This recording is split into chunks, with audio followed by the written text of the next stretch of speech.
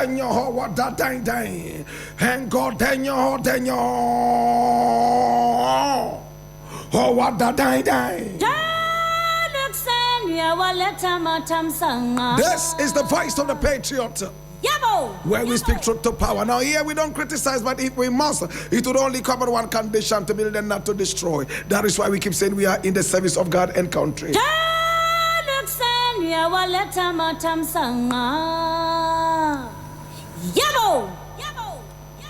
Now today we have a number of issues to look at, and I need you to come along. This is the voice of the Patriot.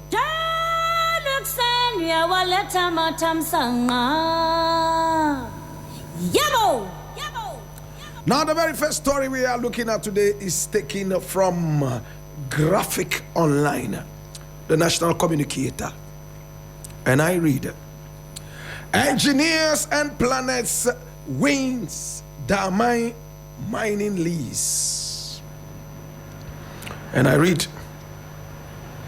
Engineers and Planners Company Limited, an indigenous mining services provider, has been selected to take over the operations of Damai mine in the western region, marking a significant development for local ownership of large-scale mines.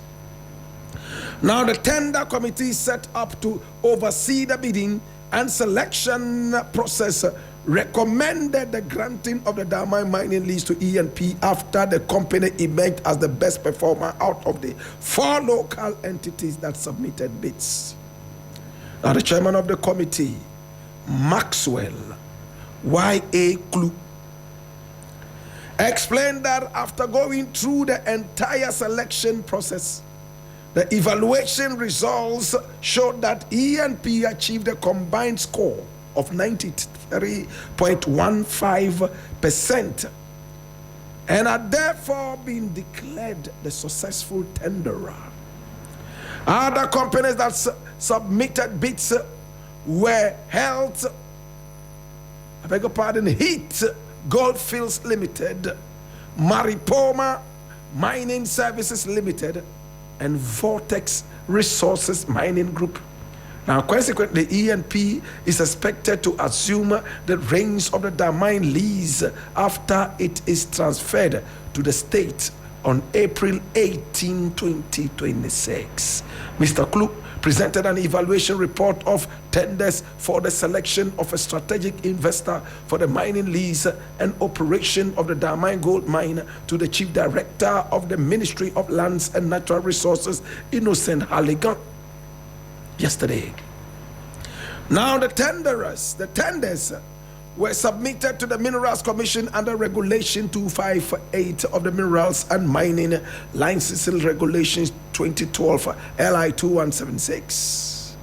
Mr. Klu explained that following a competitive tender process announced in the media to select a strategic investor, 4 companies responded, with 2 tenders shortlisted by the Mineral Titles Department of the Minerals Commission and submitted to the tender committee for review.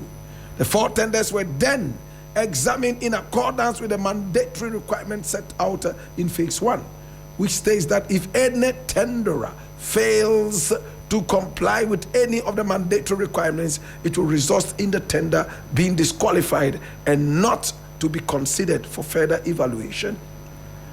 He said the cardinal mandatory requirements for the evaluation were proof of a wholly owned Ghanaian registered company with registration documents indicating current directors, shareholdings, and beneficial ownership. Now the other requirements were a valid tax clearance certificate, a valid SNIT clearance certificate, and a valid value-added tax clearance certificate, a valid certificate of incorporation, and payment of the application fee of 100,000 Ghana cedis. Mr. Kulu explained that upon verification, only engineers and planners and HIF Goldfields Limited satisfy the mandatory requirements. He said the tender submitted by Maripoma Mining Services Limited and Vortex Resources Mining Group were non-responsive and therefore disqualified, as neither entry submitted any of the aforementioned mandatory documents in support of the application.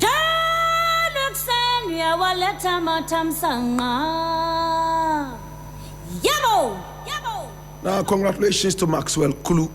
You know, they've been able to sit down and then do due diligence. And I'm honestly excited about engineers and planners because I am a Pan-Africanist and I am Ghanaian, the home of Pan-Africanism.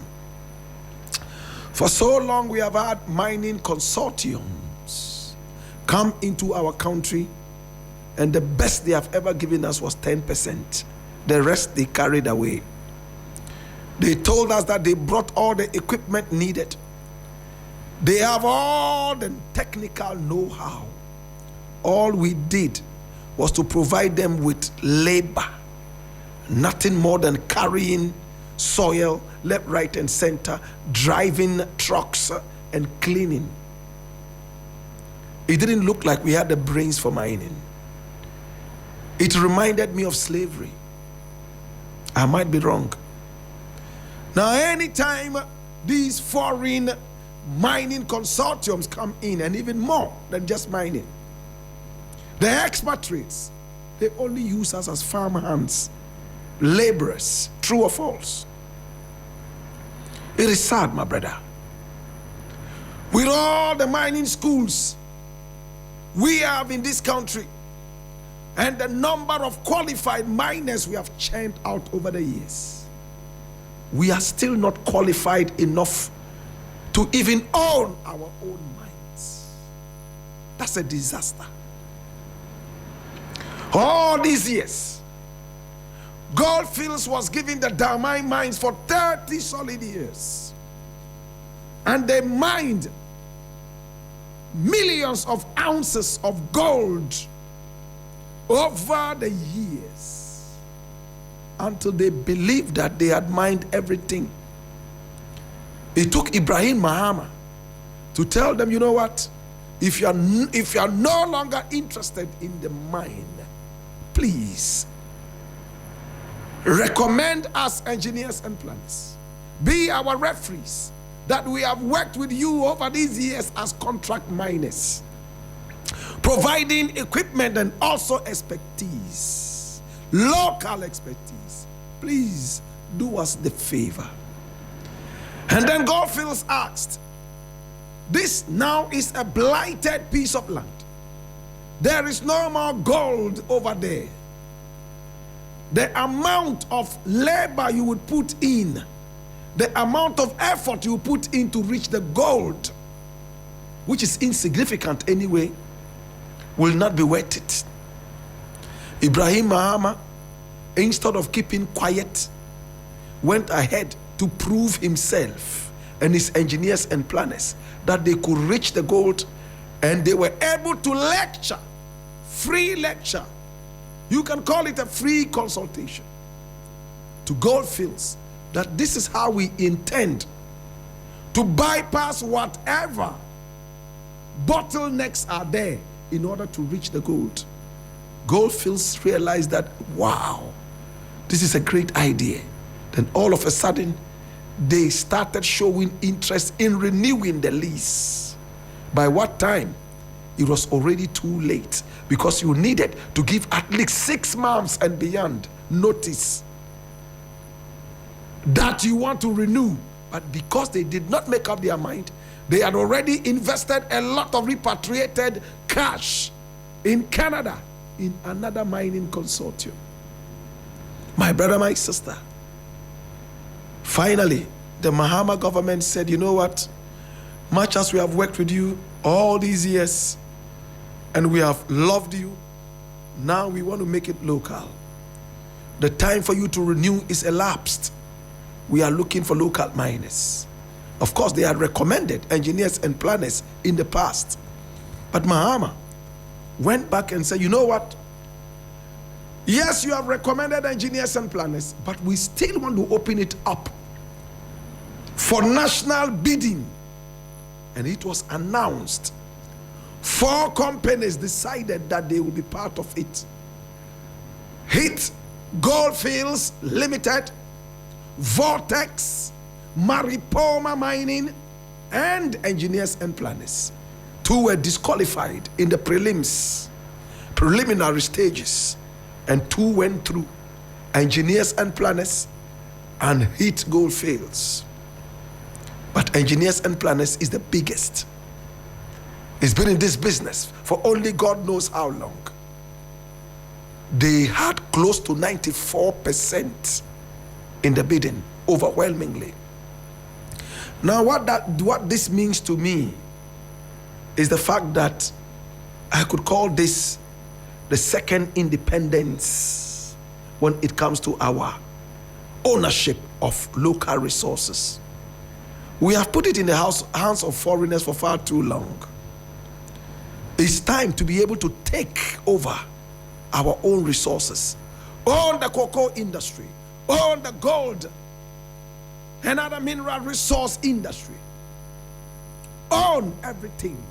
So many years after independence, why are we still playing colonial? We still have to depend on the white man to come and teach us how to mine our own gold. We still have to wait on the white man to come and teach us how to drill our own oil. Are we that dumb? All these years that you've been studying oil and gas in your universities, what kind of candidates do you have? And what kind of graduates do you graduate? Are they dummies? Dumb? What exactly are you churning out? Ibrahim Mahama has proven over the years. Yes, some might read political undertones and underpinnings and shenanigans into this. But my brother, they went through a fair bidding.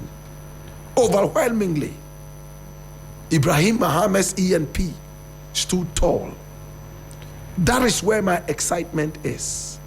But the onus now lies on Ibrahim Mahama to be able to do the needful. And I would always say it. You have won it. Come the 18th of April, Goldfields will pack bag and baggage and leave. They've been given a 1-year extension to pack and go. The 1 year would end 10 days from now. Ibrahim Mahama will take over Damai mines. Do you know how much gold is in that mine? Do you have an idea? Can you guess? Should I tell you? 8.17 billion American dollars. Can I say it again? 8.17 billion American dollars. Massa, in case you don't know what it means to say billion, let me tell you what it is. Ken Oforiatta and Nana Addo ran to the IMF and the World Bank begging for 3 billion American dollars, or else this country was going to crash and be a failed state. Do you remember? Damai Mines alone has more than twice, close to thrice in value the gold hiding in there. For 9 years, it is going to Ibrahim and his EMP. And within the 9 years, we expect that we will do responsible mining. For the 9 years and over that it will be in the hands of Ibrahim Mahama, we are looking for less pollution. We are looking for responsible mining where you put Ghana first. And above all, we are looking at the nation getting more than the little paltry 10% that these foreigners gave to us. That's why I call it the second independence in the ownership of our resources. 8.17 billion American dollars. Can you imagine that? Can you imagine how much that is? Ibrahim Mahama is going to launch deep into this. He has the expertise, he has the knowledge, and he has the equipment and the power to push it. But my brother, don't let us be swollen-headed. It is time to push it hard. It is time to hold in high esteem patriotism It is time to enrich our nation. It is time to employ locals. It is time to try and solve the unemployment problems we have in this country. One more time to Ibrahim Mahama, congratulations. And to President Mahama, thank you so much for making it plain and simple. Local ownership, good bidding, and at the end of the day, one company stood tall, E&P, Engineers and Planners. Congratulations.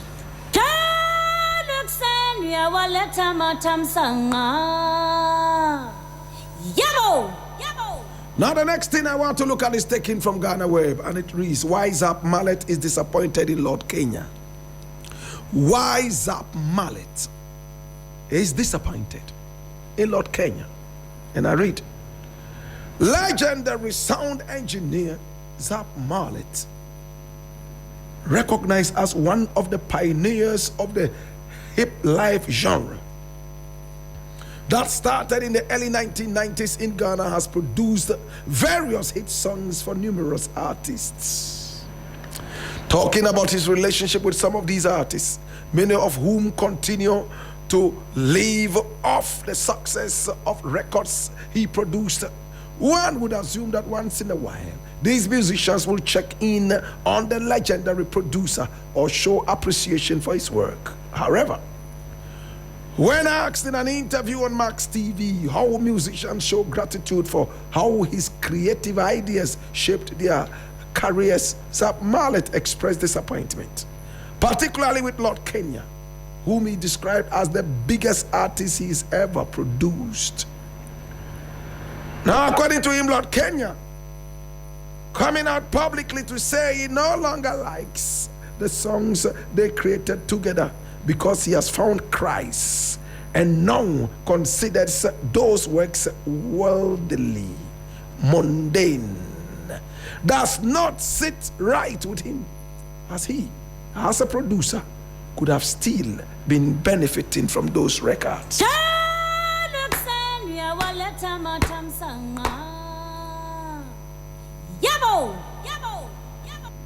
Emmanuel Kojo Zapp Mallet is his name. I am the artist he has worked with more than any other artist, dead or alive. Can I repeat it? I am the artist he has produced and recorded more than any artist, dead or alive, not even Lord Kenya. My brother, my sister, Zapp Mallet produced my Barack Obama hit, Sewa Koto hit, Ejankaba hit, and many other such hit songs. And I revere him and show him love and honor. Now, this is what Zapp Mallet is saying. He says at the time when he should be in semi-retirement, maybe in a country where people age shame you, they call you a legend even at 22, and all of a sudden they are in a hurry to retire you, is a sad thing. In Ghana, we are in a hurry to make Nino's heroes. Write it down. In Ghana, we are in a hurry to make Nino's heroes, and quick enough to retire the real heroes. And the reason is that they have been heroes for too long. What foolishness. How painful. There was a time some people said, oh, Blakk Rasta has been on radio for too long, you know. He should be replaced, you know. Somebody else must replace him by all means. You know, speaking big English. He's been here for too long. He's been here for far too long. And because of that, he must be changed. Somebody must, the youth must take over. Big English. I don't have a problem with any youth taking over as long as they have the experience and the pedigree. Can I repeat it? In Ghana, we don't look at the pedigree. We are only interested in the fact that he has been there for too long. Even if he is the only one who knows it, let us still kick him out and bring somebody who knows nothing. How many people agree with me? That's what the Ghanaian mentality is. Look at Coach Otto Addo. What was the reason he gave for retiring the day are you? He had been there for too long. And that his colleagues that he started with are all retired. Why should he still be playing? Age. What nonsense. You should give him a reason like, I think you don't have the speed that you used to have anymore. Number two, you play for only about 10 minutes and you get tired, so you don't have the stamina anymore. I think you have paid your dues, and for that matter, we will honorably retire you from the team. But no, the dumb coach did not say that. The megalomaniac of a coach did not say that. He said, you've been there for too long. All your colleagues have retired. You know how many people have started doing radio with? 99% of all of them are now doing something else. Some are businessmen. Some are doing other things and other things and other things. Should you say that because the people you started with are no longer around? For that matter, you must also not be around. Go and tell your grandfather that he has lived for too long. All his friends have died. He should die quickly and follow them. What nonsense. That is the Ghanaian mentality. People are so much in a hurry to make heroes out of Ninos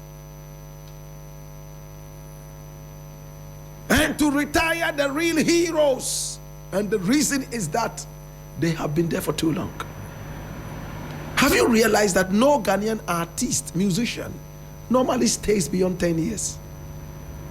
Yet when you travel out, the Jay-Z's have been there 30 years and over. It's now that their careers are even getting hotter. Eh? This guy who was on CNN, Larry something, my brother, my sister, he sat on CNN until he died. If he was in Ghana, they would have retired that old man 7 million years before his death. True? If it's a lie, tell me, Blakk Rasta, you are a liar. That is what they do.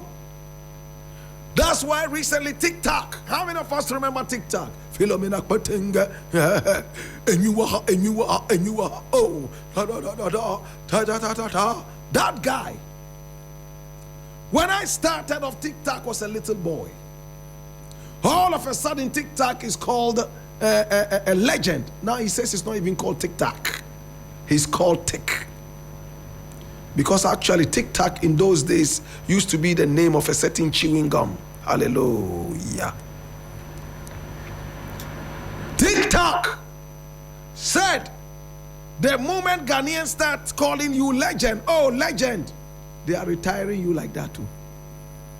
Oh legend, legend. Hey, you are on your way to retirement. Stop them. Tell them, get out of here.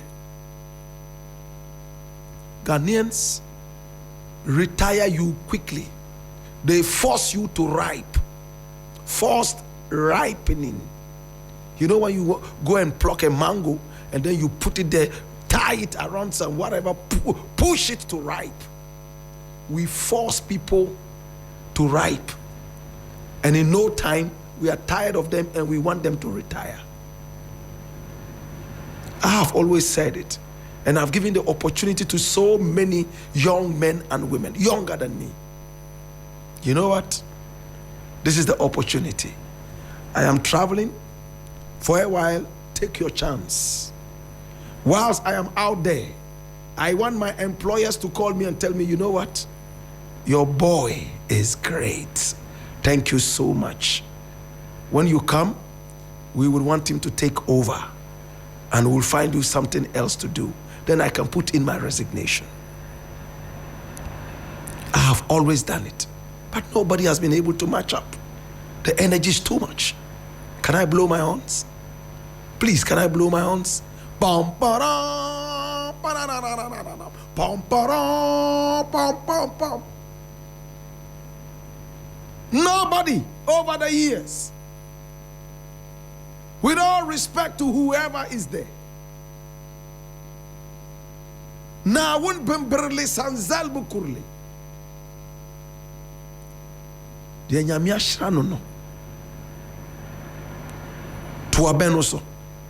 Me se dia nyame ahra no no.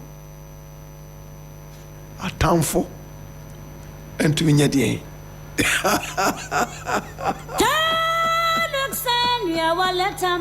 My brother, hear this now. Yabo. The pension of Ghanaians to retire people long before they even reach their prime, yes, is there, huge. We are not patient to wait and get people pick up the real vibe. The people who should be giving us knowledge, our experience, and even more, to be enriched, we kill them long before they reach there. Yet, when you go to China, 90-year-olds are still consultants for great industries. All our 90-year-olds died 30 years ago when we retired them at 60. They are there sleeping in mass graves. If I'm not making sense, please feel free and say, Blakk Rasta, today you are too high on something, so you are not making sense. And if I'm making sense, say, yes, Rasta. That's what it is. Now, all Zapp Mallet is saying is that you guys have retired me. Nobody will come to me anymore to produce them. You are giving all the attention to little boys who are still using AI and Fruity Loops to make low quality music when they should be in school studying and learning the rudiments of music making. So the industry that we call music dwindles every now and then, and people complain that the quality is going down, all because we have decided over the years that we are not ready for quality. What we are ready for is mediocrity. That is what we're talking about, my brother. Zapp Mallet has been retired, my brother. We are giving all the jobs to people who sit on AI and create something. Yesterday, an old girlfriend of mine, sent me a message and said, Blakk Rasta, I met this guy and he's a very good musician. Yeah, I need you to listen to his music and help promote him. So I teased. I said, that's your boyfriend, eh? It's your boyfriend. You want me to help your boyfriend make money so you guys can go and get married, Abi? I just teased. And she said, oh, no. Just listen to the music. When I started listening to the music, it was AI. Music produced by AI, sung by AI. I listened for just 2 seconds. I'm not saying AI music is not good. But to make it good, you need to give it a human feel. So I called back the young lady and I said, what's the name of your artist? She said, oh, blah, blah, blah. I said, no. The artist singing here is called AI. It's a ghost. Oh, are you serious? But the music is nice. So I said, yeah. But the artist is called AI. She She said, I'm going to call the person and find out and come. She has not returned. I'm sure she's disappointed. Technology is not here to replace human beings. Technology is here to enhance what we do as human beings. I remember the days when computer music came. We could now use samples. When you went to every studio, they were trying to get as close to the original as possible. Now it's not like that. We do just anything. Can I now go into the Zapp Mallet thing? Zapp Mallet said Lord Kenya was the biggest artist he produced. Yes, that's true. And arguably so. Lord Kenya didn't produce as many albums as Blakk Rasta did. But Zapp Mallet still said he was the biggest. And yes, he was. In terms of the personality and the reach. Who didn't know Lord Kenya musically in Ghana? Talented. All of a sudden, he had seen Christ. And he announced that people should stop playing his last records. I thought that was selfish. My brother, you only owned the voice and the lyrics of the record.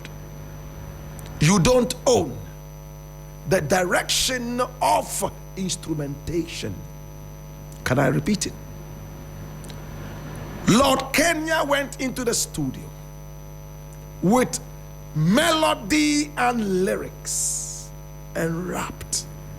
Zapp Mallet sat back, created a rhythm, what you call the beat, to match with whatever he was singing. Time after time, he told him, no, this part, stop singing, let's do this, put in that. Maybe once in a while, Lord Kenya also said, I want this kind of beat. But it behoved Zapp Mallet to find the right beat. Two people cannot do business. Can I tell you this? Two people cannot come together and produce a product. And one person would go out there and say, don't buy that product anymore because I no longer represent that product. That is selfish and wicked. The product was made by two people. It's like a man and a woman. Can I tell you this? A young lady and a young man. They met to do their own things. They did kukuru everywhere. One day, the young lady says that she has seen Christ. She's a born-again Christian. Go and tell your story. Don't add me. You can't sit on radio or TV and say, you know what? Jesus has saved me. Hey, you know what I did? In the past, I was with a guy called Kwabna. Kwabna. You know Kwabna? Kwabna used to work here and here and here. And me and him, we would have sex morning, afternoon, evening. All the positions. We were like porn stars. Hey, we would drink apeteshi together. We even did this, we went on a robbery spree with, no, tell your story, you are the one who has seen Christ. Don't pull me in. It doesn't make sense. Make me tell my own story. Or seek permission from me if I want my name to be mentioned in your born-again story. But Lord Kenya didn't do that. He went out and blanketedly, he said, stop playing my music. That's not your music. It's not you alone. There's a producer. In the music industry, the producer also earns and is part of the music. And they are the people who are behind the scenes, most of the time not seen. So when you go out there and say, don't listen to my music anymore, stop playing my music, you are the one they will listen to. That is what Zapp Mallet is complaining about. That was selfish and wicked. And I think Lord Kenya would have to find a way to appease this man. That is his work. He's not done anything wrong to deserve this. He should still be earning good money, even in retirement. Let alone he has not even retired. Am I making sense? That is what it is, my brother. It is what it is. For instance, I work on a radio station called 3FM.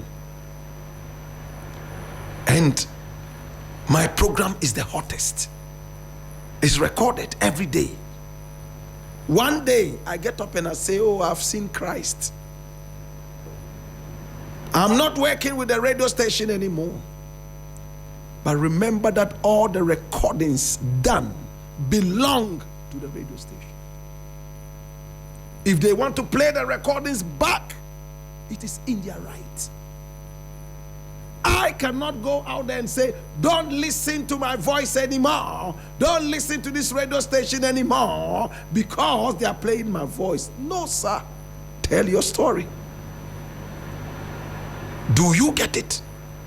Tell your story. The radio station paid you to sit and talk. I am being paid. And I'm paid well. Hallelujah.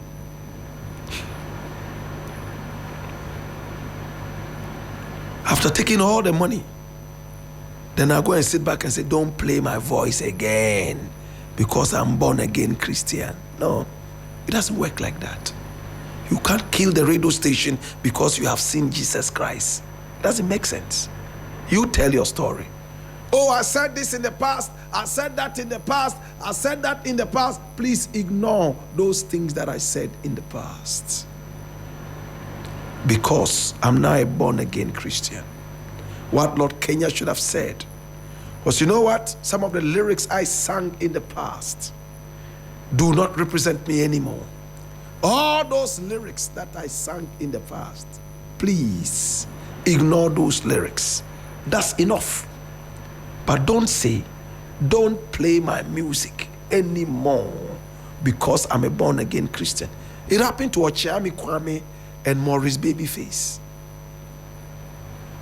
Ochiami Kwame spent so much money producing the music executively of Maurice Babyface. And when they were ready to come out with the music, they shot a number of videos. The week Ochiami Kwame and his one mic record was about to release the music, Maurice Babyface said, oh, I'm sorry, please, you cannot release that. I'm a born-again Christian. I can't be seen to be singing those songs. I'm sorry, you can't release that. And Ochiami Kwame said, Brapenyi, but we spent so much money doing this. Are you going to compensate me? So when I'm grabbing this car, Ochiami Kwame said, but we still have to go ahead and do it. But I will not follow you on any promotional tour. Can you imagine releasing the music and not going around to promote it? Ochiami Kwame lost. Any which way. It's the voice of the Patriot.